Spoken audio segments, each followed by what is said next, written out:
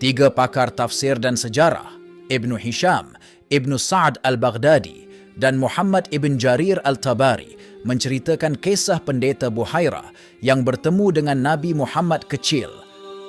Saat itu usia Nabi Muhammad sekitar 9 atau 12 tahun. Nabi Muhammad sedang bersama pamannya, Abu Thalib, dan rombongan pedagang Quraisy dalam perjalanan untuk berdagang ke negara Syam. Dalam perjalanan, rombongan bertemu dengan Buhairah. Buhairah kemudian mengajak rombongan tersebut beristirahat sejenak di bawah pohon besar nan rindang. Sebelumnya memang Buhairah sudah merasakan firasat akan bertemu dengan seorang nabi terakhir. Diperhatikannya masing-masing tamu, namun tak satu pun di antara mereka yang memiliki tanda-tanda mukjizat. Ternyata masih ada satu anggota rombongan yang tidak ikut masuk ke tempat Bahira. Nabi Muhammad kecil diminta menunggu di bawah pohon untuk menjaga unta-unta.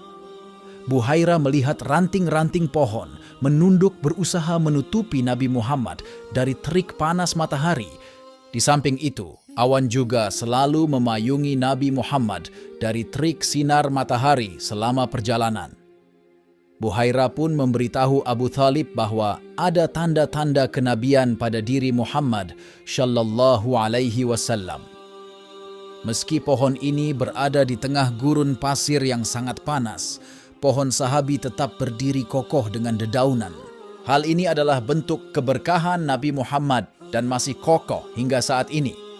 Pohon yang terletak di wilayah Safawi, Provinsi Zarqa inilah yang diyakini sebagai saksi pertemuan Nabi Muhammad sallallahu alaihi wasallam dengan pendeta Buhairah. Pohon ini disebut the only living sahabi, yang berarti sahabat Nabi yang masih hidup hingga saat ini. Berikut ini 5 fakta unik terkait pohon ini yang menjadi saksi bisu pertemuan antara dirinya dan seorang rahib atau pendeta yang bernama Buhairah. Bahkan lewat fenomena aneh yang ditunjukkan pohon ini, maka Buhairah mengenalinya bahwa yang berada di hadapannya ialah manusia agung yang kelak akan menjadi nabi dan rasul akhir zaman. 1. Tempat istirahat Nabi. Pohon ini terletak di dekat kota Amman, Yordania, serta dilindungi pula oleh pemerintah Yordania. Disebut, dahulu Rasulullah SAW sering beristirahat dan berteduh di bawah pohon tersebut. 2. Pohon yang diberkati. Pohon sahabi memiliki arti pohon yang diberkati. Pohon ini menjadi tanaman satu-satunya yang tumbuh di sekitar padang pasir itu.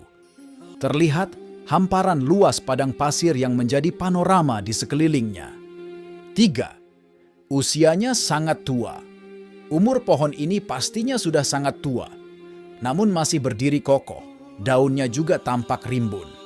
Sementara untuk usianya, belum ada penelitian pasti yang membuktikan berapa usia pohon sahabi ini. 4. Merundukkan cabangnya untuk melindungi Nabi dari terik panas matahari. Pohon ini diinformasikan sebagai saksi pertemuan Nabi Muhammad SAW dengan biarawan Nasrani bernama Bahira. Pohon sahabi juga disebut bersedia merundukkan cabangnya demi melindungi Rasulullah SAW dari panas matahari ketika sedang berteduh di bawahnya. 5. Dijuluki the only living sahabi. Pohon ini mendapat julukan the only living sahabi, yang bermakna sahabat Nabi yang masih hidup hingga saat ini.